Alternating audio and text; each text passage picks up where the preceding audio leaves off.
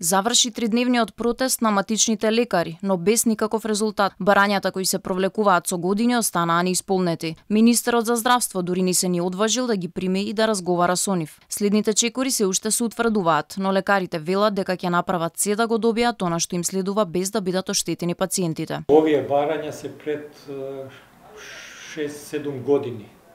Со некои мали измени, значи ние поминавме, ово е, макар ја од кога сум во тие води, петиот министер. Главното барање за докторите е покачување на бодот, бидејќи трошковите, животни трошкови се енормно зголемени. Матичните лекари бараат зголемување на капитацискиот бод. Според договорите што приватните лекари ги имаат со Фондот за здравство, за секој пациент сега добиваат по 63 денари месечно, а нивното барање е оваа сума да се зголеми над 90 денари. Како и општите лекари, така и стоматолозите и гинеколозите бараат зголемување на коефициентот. Други барања се електронско здравство, бришање на дестимулативната скала, зголемување на буџетите за специјалисти и лаборатории за рурални амбуланти, како и да не се затвораат ординации на лекари кои сакаат да продолжат да работат над 64 години. Сите барања одат во прилог на пациентите, велат лекарите кои што се благодарни за поддршката што ја добиваат од пациентите. Само да им се заблагодарам на пациентите за нивна трпеливост и разбирање што